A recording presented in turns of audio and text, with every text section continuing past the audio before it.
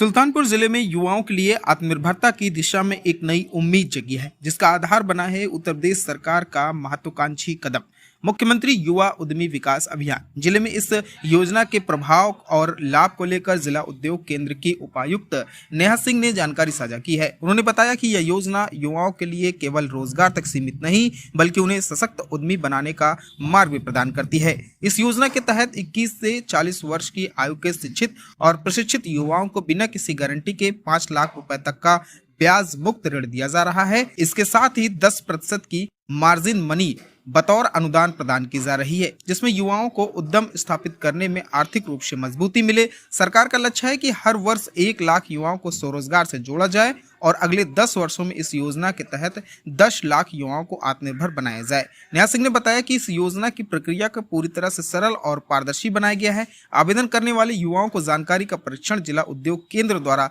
किया जाता है, जिसके बाद प्रक्रिया को बैंकों के माध्यम से आगे बढ़ाया जाता है। इस योजना में सभी राष्ट्रीयकृत ग्रामीण और अनुसूचित बैंक शामिल है, जो आरबीआई द्वारा अधिसूचित है।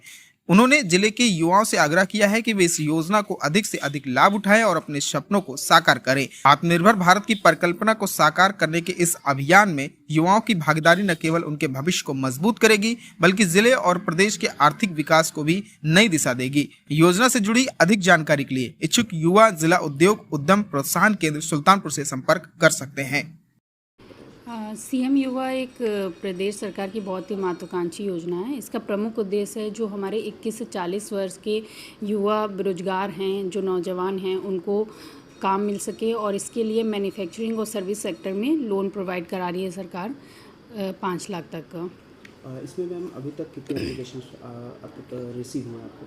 अभी तक 1100 एप्लीकेशंस रिसीव हुए हैं, जो बैंकों को हम लोग फॉरवर्ड कर चुके हैं और हम लोग प्रचार प्रसार के माध्यम से और एप्लीकेशन फॉरवर्ड करा रहे हैं, जिसमें बैंकों के स्तर से अभी लगभग 316 एप्लीकेशन पर सैंक्शन और वितरण प्राप्त हुआ है, जिसको हम लोग लगातार बैंकों से समन्वय करके इसको बढ़ाने की कोशिश कर रहे हैं। मैम इसमें सबसे ज़्यादा किस सेक्टर में लोन प्रोवाइड किया जाता है? सबसे ज़्यादा मैन्युफैक्चरिंग सेक्टर में हम लोग इसके लिए बोल रहे हैं। इसके अलावा इसमें इनोवेटिव प्रोजेक्ट लिए जा रहे हैं, लाइक फ्रेंचाइजी से संबंधित हो गए कोई प्रोजेक्ट, या फिर बिजनेस ऑन व्हील्स जो हम लोग फूड ट्रक वगैरह देखते हैं तो उसके लिए, ई रिक्शा से संबंधित हो गए। तो इनोवेटिव प्रोडक्ट जो भी प्रोजेक्ट्स हैं उनको हम लोग वरीयता के क्रम पे उनको ज़्यादा फैसिलिटेट कर रहे हैं इसके तहत। चूँकि ये स्कीम भी युवा के लिए है, तो युवा जो अपनी सोच में देखते हैं कि किस तरह से हम इनोवेशन की तरफ जा रहे हैं, तो उसमें ज़्यादा से ज़्यादा हम लोग सहयोग प्रदान कर रहे हैं इसमें। मैम इसमें एवरेज एक फाइल को कंप्लीट या प्रोसेस में कितना समय लग जाता है? इसमें एक दिन में पूरा फाइल हम लोग कंप्लीट करा के उसको बैंकों को फॉरवर्ड कर देते हैं। तो बैंकों के स्तर से जो भी 1 हफ्ते 2 हफ्ते का समय है, उन लोगों को बाकायदा निर्देश दिए गए हैं बैंकों को कि एक हफ्ते के अंदर जो भी आपको डिसीजन लेना है उस पर सैंक्शन वितरण की कार्रवाई करते हुए इस फाइल को मूव करें।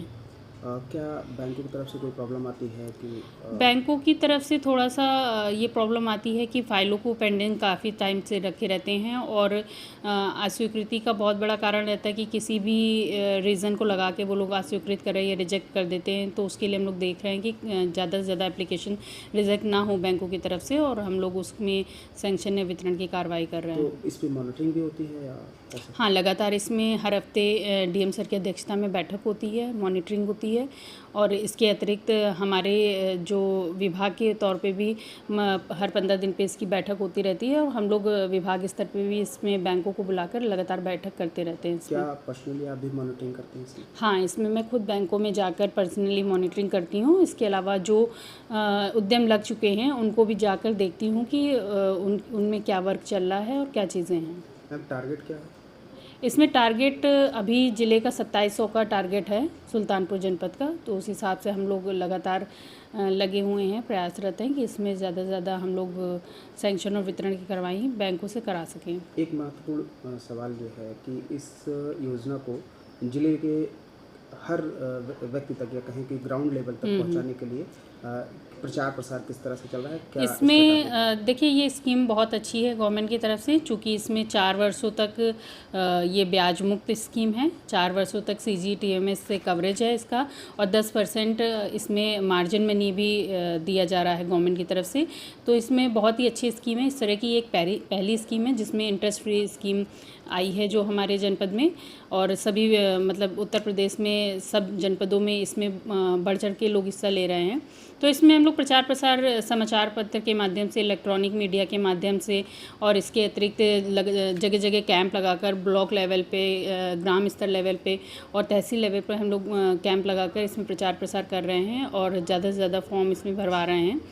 इसके अतिरिक्त ITI स्तर पे या फिर जो प्रोफेशनल कोर्सेज़ कर रहे हैं कॉलेजेस, वहाँ पर जाकर भी हम लोग उनको इस संबंध में जानकारी देते हैं जिससे ज़्यादा से ज़्यादा आवेदन आ सके। ठीक, थैंक यू थैंक यू।